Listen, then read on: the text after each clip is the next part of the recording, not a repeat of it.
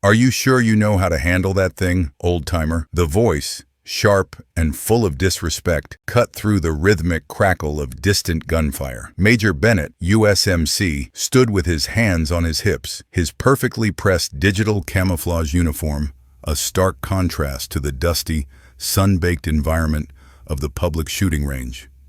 He was a man carved from stone and ambition, his jaw set, his eyes hidden behind a pair of reflective, tactical sunglasses. At his side, two younger Marines, barely out of their teens, shifted their weight, trying to copy his confident, imposing posture. The object of his scorn, an elderly man named Walter Phillips, did not look up. He sat on a simple wooden stool, his back perfectly straight despite his 80-plus years. Spread before him on a worn canvas cloth was the taken-apart form of an M40 sniper rifle.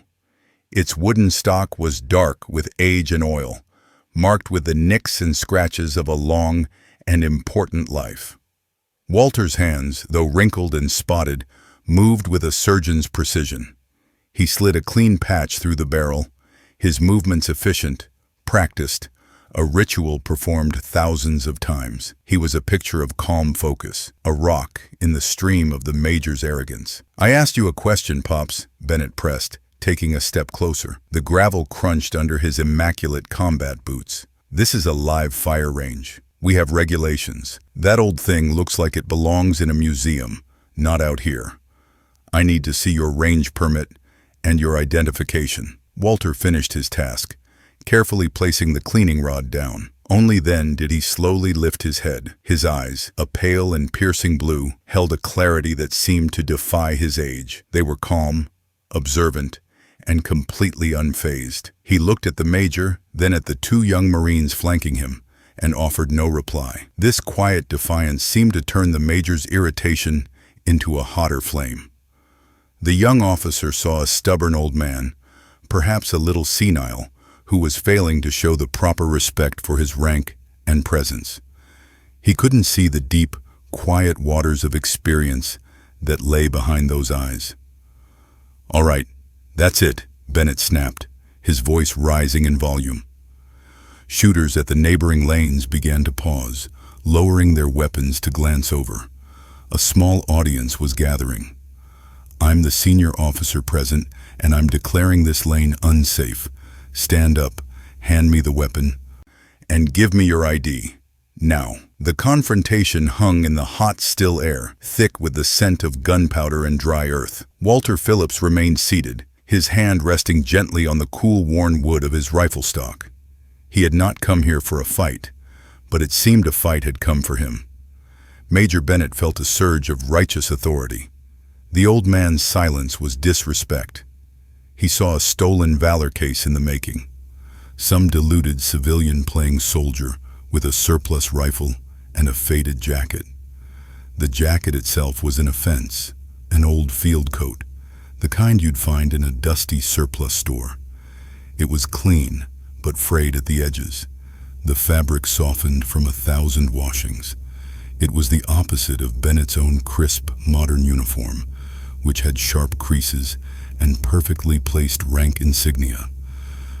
"Do you hear me?" Bennett's voice boomed across the range, silencing the last few rounds of popping gunfire. Everyone was watching now. A man in a red polo shirt a few lanes down slowly raised his phone, its camera lens aimed in their direction. "I am giving you a direct order. Stand up. Place the weapon on the bench. Show me your identification." Walter finally moved, but not in the way the Major demanded. With a slow, careful motion, he reached into the inner pocket of his jacket and retrieved a battered leather wallet.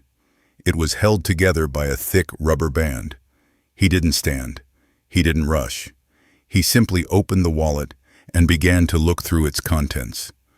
His actions methodical, as if he had all the time in the world. This infuriated Bennett. It felt like a game, a deliberate attempt to undermine his authority in front of his men and the public.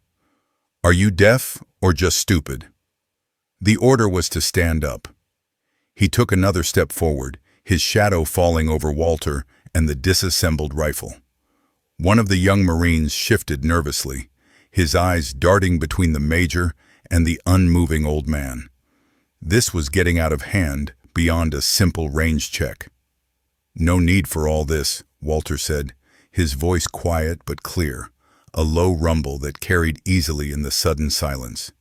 "Just here to shoot." He pulled a laminated card from his wallet, his range membership, and placed it on the bench. Then he produced his state driver's license, Walter P. Phillips, age 83. Bennett snatched the cards up, glancing at them with a dismissive sneer. "This doesn't prove anything. Anyone can get one of these." "What's your story? You think putting on that old jacket makes you a hero?" He gestured with contempt at Walter's field coat. His eyes narrowed, focusing on a small faded patch sewn onto the left sleeve. It was a simple design, its colors bleached by the sun and time, its threads worn thin. "What's this supposed to be? Some kind of fantasy club?" As the major's finger jabbed mockingly toward the patch, the world seemed to tilt for Walter. The bright, harsh sunlight of the California shooting range dissolved into a suffocating triple canopy green. The pop-pop-pop of .22 caliber pistols became the terrifying guttural chatter of an AK-47.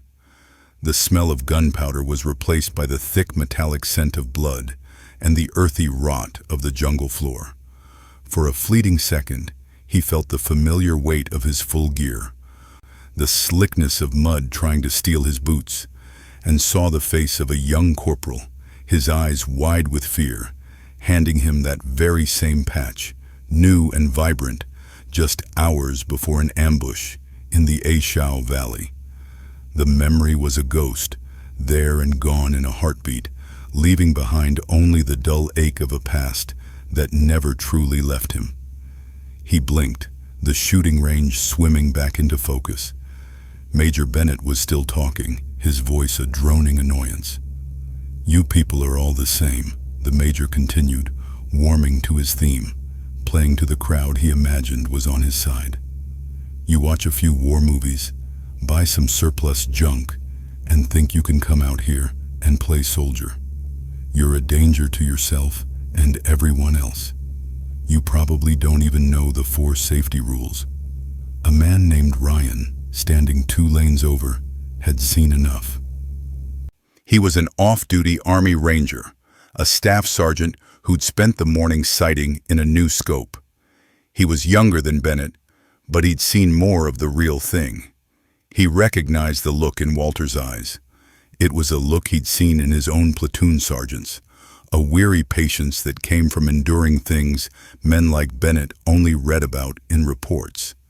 And he recognized the condescending bravado of an officer whose ego far outstripped his experience. Bennett went a step too far. He reached down, his hand closing around the stock of Walter's rifle. "I'm confiscating this until the local authorities arrive. We'll have them determine if you're competent to be on this range. In fact, I'm going to recommend a full mental evaluation." That was it.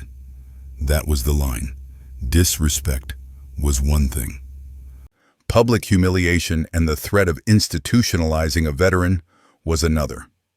Ryan turned away, pulling his phone from his pocket. He kept his back to the scene, pretending to check a message. He had a number for a chief warrant officer at the Provost Marshal's office on the nearby Marine Corps base. A crusty, knowledgeable man who was the unofficial fixer for any and all problems. He dialed.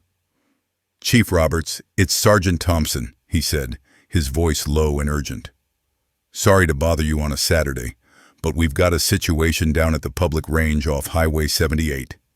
He quickly laid it out. A Marine Major Bennett was harassing an old man, accusing him of stolen valor, threatening to have him arrested. "The Major is way out of line, Chief. The old guy is just trying to mind his own business." "What's the old-timer's name?" Roberts's voice was gravelly and bored. "Phillips," Ryan said, glancing at the driver's license still on the bench. Walter Phillips. He paused, then added the detail that felt most important. Chief, the patch on his jacket. It's old, but I think it might be an early force recon patch. Something's not right here. Bennett is about to physically remove him. There was a moment of silence on the other end of the line. Then Chief Roberts' voice changed completely. The boredom was gone, replaced by sharp electric urgency. Say that name again, Sergeant. Walter Phillips, Ryan repeated. Stay where you are, Thompson. Do not engage. Do not let that major leave with him. I'm handling it. The line went dead. Ryan slid the phone back into his pocket, his heart pounding. He didn't know what he had just set in motion, but he knew the cavalry was on its way. Inside the sterile, air-conditioned confines of the base provost marshal's office, Chief Warrant Officer Roberts stood bolt upright, the phone still in his hand. He turned to his superior, a lieutenant colonel who was reviewing weekend duty rosters. Sir, you need to hear this. Roberts' voice was tight. Sergeant Thompson is at the civilian range off the 78. He's reporting a Major Bennett publicly harassing a civilian, an elderly man. The lieutenant colonel looked up, annoyed at the interruption. And? Tell Bennett to knock it off. Sir, Roberts said, his voice dropping an octave, the civilian's name is Walter Phillips. The name struck the lieutenant colonel like a physical blow. The pen in his hand clattered onto the desk. His face went pale, a mask of disbelief and dawning horror. For a moment, he was speechless. He stared at Roberts, his mind racing, connecting a name he had only ever heard spoken in hushed, reverent tones with the image of an old man being harassed at a public gun range. Get me his file, the colonel finally choked out, his voice a hoarse whisper. Now. Roberts was already typing furiously at his computer. A second later, a file appeared on the screen. It was almost entirely black, covered in digital redactions, but the words that were visible were enough. Classified, top secret, eyes only, and under a list of commendations, Distinguished Service Cross, Silver Star, Bronze Star with V device, Purple Heart X5, Unit Affiliation, First Force Reconnaissance Company, Special Projects Group, EMAC VSOG. The official records were a ghost. But the legend was known to every senior Marine who had studied the history of their craft. Walter Phillips was not just a veteran. He was a founding father of modern Marine Corps Special Operations. The lieutenant colonel grabbed his desk phone, his hand trembling slightly. Get me the base commander. I don't care if he's on the golf course or in the shower. Get him on this line right now. He looked at Roberts, his eyes wide with urgency. And you get a security detail. 2 vehicles, MPs, lights, and sirens. I want you at that range 5 minutes ago. You treat this like a 4-star general is under threat. Go. Back at the range, Major Bennett was basking in his perceived victory. He had cornered the old man, exposed him as a fraud, and was now exerting his full authority. He saw the crowd's silent stares not as disapproval, but as confirmation of his power. He felt strong, decisive, a leader taking control of a messy situation. All right, Grandpa, show's over, he said with a final arrogant flourish. He reached out and placed a firm hand on Walter's shoulder, preparing to pull him to his feet. You're coming with me. We're going to have a little chat down at the station, and then maybe we can find a nice quiet room for you where you can't hurt anyone. It was the ultimate overreach, the final unforgivable insult. He wasn't just questioning Walter's honor, he was stripping him of his dignity and his freedom. Walter didn't flinch or resist. He simply looked up at Bennett, and for the first time, a flicker of profound disappointment clouded his calm blue eyes. It was the look of a man who had seen the very best and the very worst that men could be, and was saddened to find the latter standing before him, wearing a uniform he held sacred. That was when the first siren became audible. It started as a faint, distant wail, easily dismissed as a passing ambulance on the highway. But it didn't pass. It grew louder, closer, splitting into two, then three distinct sirens, all converging on their location at incredible speed. Heads turned. The crowd murmured, confused. Major Bennett released Walter's shoulder, a flicker of uncertainty crossing his face. What was going on? Seconds later, a marked military police cruiser, followed by two imposing black SUVs, screeched into the dusty parking lot, their emergency lights painting the area in strobing flashes of red and blue. Doors flew open before the vehicles had even fully stopped. Uniformed MPs, sidearms holstered, but hands resting near them, fanned out, their eyes scanning the scene with practiced intensity. From the lead SUV emerged a tall, imposing figure. He was a full colonel, his uniform immaculate, a constellation of combat ribbons on his chest. He moved with an unmistakable air of command, his eyes sweeping across the crowd until they landed on the scene at Lane 4. Major Bennett standing over the seated form of Walter Phillips.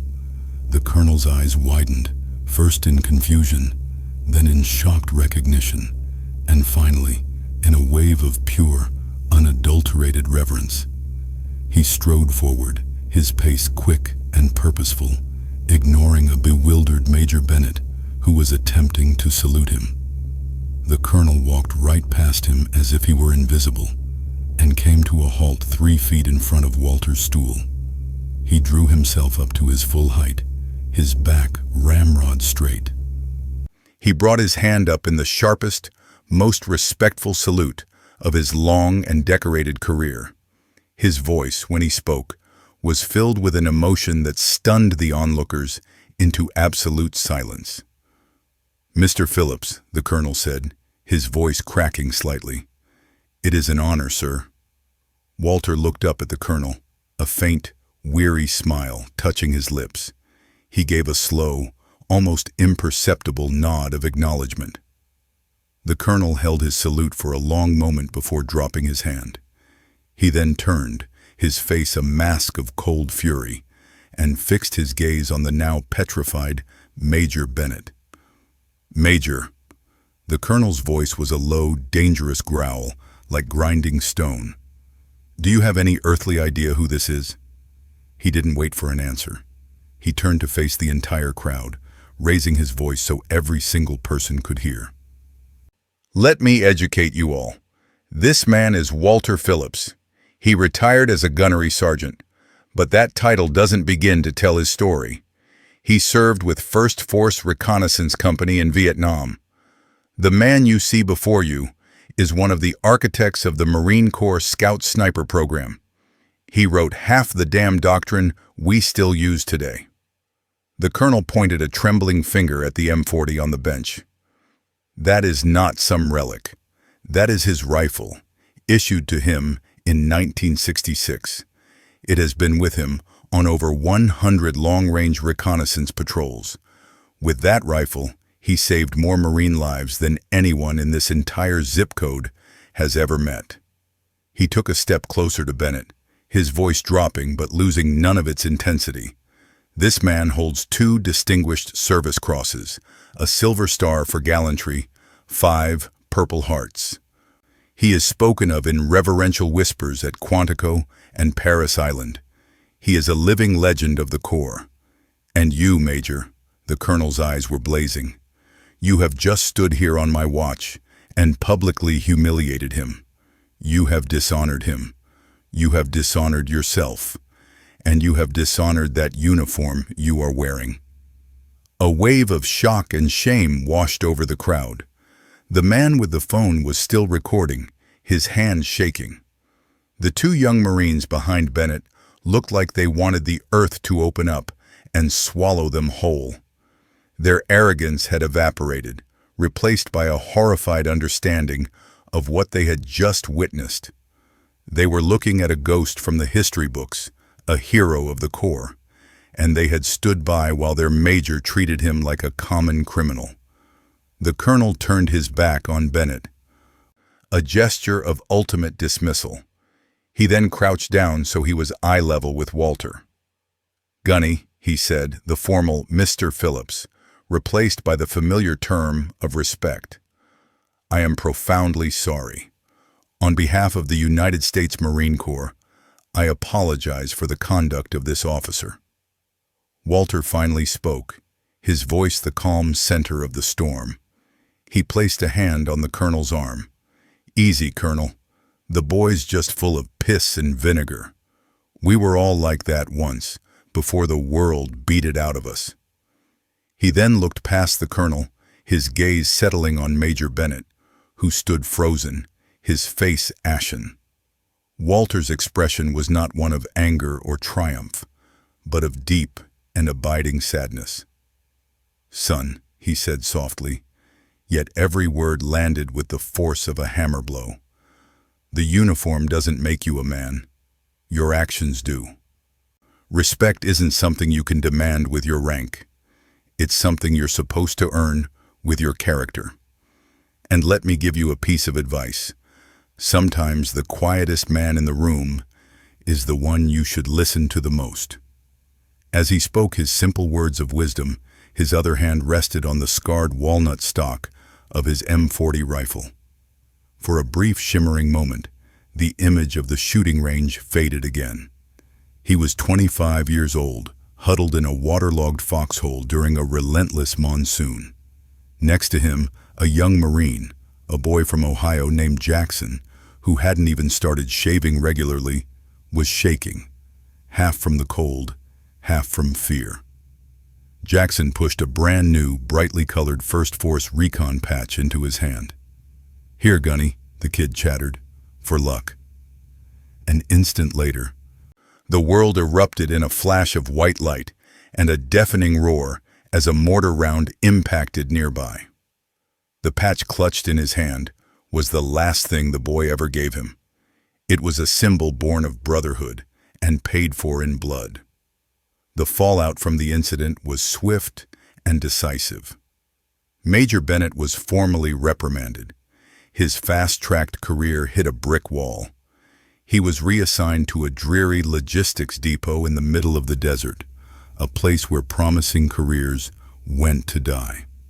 More importantly, the base commander, shaken by the event, instituted a new mandatory quarterly training program for all personnel. It was called Legacy and Humility, and it focused on the history of the Corps and the importance of veteran recognition. The Walter Phillips incident, as it came to be known, was the Corps case study, a stark lesson in the difference between authority and leadership. A few weeks passed. The story became a quiet legend on the base. One Tuesday morning, Walter Phillips sat in a booth at a small roadside diner, nursing a cup of black coffee and reading the local paper. The bell over the door chimed, and a man in civilian clothes, a simple polo shirt and jeans, walked in. It was Bennett. He looked different without his uniform, smaller, his shoulders slumped. He spotted Walter and hesitated, his face a mixture of shame and resolve. After a long moment, he walked over to the booth. "Mr. Phillips," he said, his voice barely a whisper. I don't know if you remember me." Walter slowly folded his paper and looked up. "I remember." Bennett swallowed hard, his eyes fixed on the tabletop. "Sir, I wanted to find you to apologize properly, without an audience. There's no excuse for my behavior.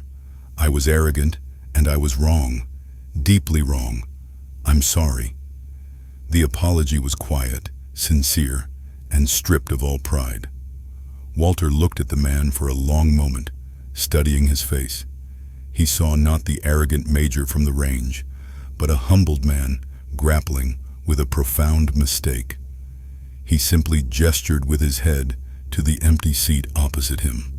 "Sit down, son," Walter said, his voice gentle. "Coffee's fresh." Bennett slid into the booth. Walter motioned for the waitress. As she poured a cup for the former major, Walter looked at him and asked a simple question.